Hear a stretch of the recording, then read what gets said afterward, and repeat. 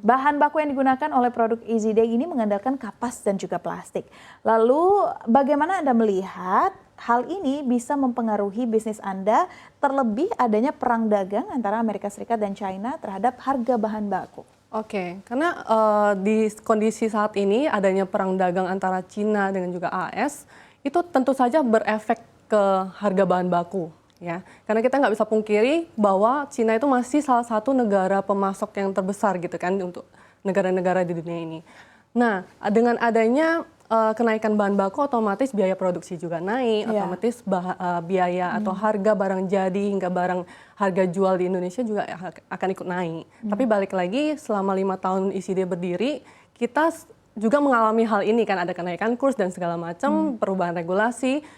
Kita selalu mengupayakan gimana caranya supaya nggak membebankan beban ini ke konsumen gitu Mbak. Jadi kita lebih ke berusaha untuk efisiensi produksi, efisiensi operasional, gimana caranya supaya kita nggak perlu naikin harga. Seperti itu sih, itu yang sejauh ini kita lakukan. Oke, berarti kalau bisa dilihat dengan adanya perang tarif ini, evaluasinya lebih ke internal ya. Benar, tidak diberikan tidak diberikan beban itu kepada konsumen gitu. Dan terkait potensi perang tarif dari Amerika Serikat di bawah pemerintahan Trump, termasuk adanya tarif tambahan untuk barang dari China. Nah, apakah ini juga akan mempengaruhi supply chain? Karena nantinya pasti ke depan kan pengiriman mungkin akan terkendala. Pastinya akan berpengaruh ya ke supply chain. Karena adanya perang dagang kali ini itu menciptakan adanya ketidakpastian dalam supply chain kita. Dan apa yang kita bisa lakukan sebagai pelaku usaha atau pelaku bisnis itu kita harus bisa mengantisipasi. Saya rasa harus bisa mengantisipasi adanya keterlambatan. Kita gimana caranya untuk make sure persediaan atau stok kita masih cukup nih untuk mensupply pada demand yang ada di Indonesia saat ini. Atau bahkan kita udah harus mulai mencari mungkin alternatif supplier gitu. Oke, mencari alternatif supplier. Berarti saat ini supplier terbesar dari EasyDay datang dari negara? Cina. Masih dari negara China, belum ada lagi dari negara lain. Oke, nah memang yang sudah terbesit akan bisa mencari soft cotton di mana? Kalau yang saya baca kan di sini memang menggunakan soft cotton. Benar. Berarti soft cotton itu dari China? Itu masih kita lagi usahakan, dipelajari dan usahakan secara lokal sih di Indonesia. Oke, bahan baku yang dikirim dari China berarti ada apa aja? Bahan bakunya kita salah satunya yang kita paling banyak pakai itu di lapisan penyerapnya kita menggunakan super absorbent polymer. Itu memang diimpor dari Jepang ke China. Oh, berarti sebenarnya asalnya dari Jepang. Benar. Jepang ke China, China baru ke EasyDay. Oke, selain itu ada lagi? Mayoritas kebanyakan masih dari Cina sih. Oke, mayoritas kebanyakan masih dari Cina. Selain tarif, apakah ada hambatan lain kira-kira yang memang dihadapi oleh EasyDay terkait dengan kebijakan perdagangan global, khususnya yang terkait dengan impor bahan baku atau produk jadi dari Tentu China? aja, selain tarif masih ada banyak banget hambatan ya. Seperti contohnya gara-gara kondisi saat ini, kan kurs jadi naik turun tuh, sempat sampai nyentuh 17.000 ya untuk USD gitu.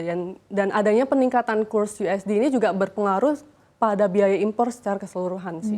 Dan selain itu juga hambatan lainnya karena adanya regulasi yang terus-menerus berubah saat ini. Situasinya selalu berubah dan ada regulasi yang bahkan belum disahkan misalnya. Seperti contohnya aku bahas misalnya terkait kuota impor yang kemarin memang ditetapkan untuk produk komoditas yang tekstil karena pembalut itu termasuk tekstil, Mbak. Jadi kemarin sempat diharuskan untuk memiliki kuota impor untuk bisa mengimpor pembalut. Tetapi hingga saat ini ada wacana kalau memang udah dihilangkan tuh aturan baru ini.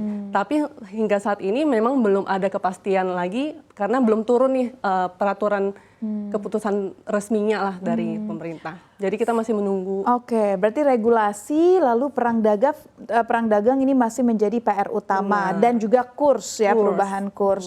Lantas selain membenahi operasional dan berusaha untuk tidak membebani ke konsumer gitu kan, apalagi yang bisa dilakukan perusahaan agar tidak tersekak?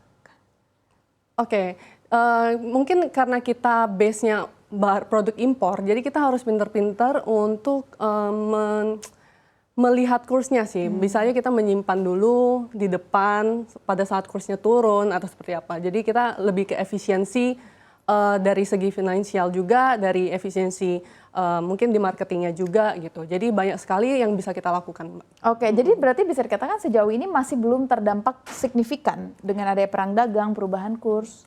Tentu saja signifikan dalam artian harga modalnya jadi naik dan ngepres margin kita. Gitu. Iya, oke. Berarti dari harga modal dan margin yang akhirnya jadi sedikit berubah ya.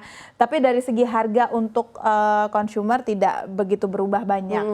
Dan dalam menghadapi negosiasi dan juga kebijakan perang tarif, seperti yang baru-baru ini dilakukan oleh pemerintah Indonesia terhadap kebijakan perdagangan Amerika Serikat. Apakah Anda melihat dengan adanya perang dagang ini bisa menjadi peluang juga untuk produk-produk dari China seperti Easy Day atau memang 100% ini adalah sebuah tantangan? Oke, kita lihat ini mungkin bisa kayak koin ya, dua sisi. Satu sisi kita bisa lihat sebagai tantangan seperti yang kita udah bahas sebelumnya, ada kenaikan kurs, ada naiknya bahan baku dan lain-lain. Tapi di sisi lain kita bisa lihat itu sebagai peluang, karena peluang itu pasti selalu ada dan tergantung gimana kita menyikapinya aja gitu. Jadi kalau opini saya pribadi, misalnya kalau Indonesia bisa kayak memanfaatkan situasi saat ini dengan menjalin hubungan yang lebih erat dengan Cina mungkin ya, untuk sebagai istilahnya sebagai penyeimbang dari perang dagang yang ada saat ini gitu ya. Misalnya bisa aja dengan menurunkan tarif bilateral atau kayak mempermudah akses logistik maybe.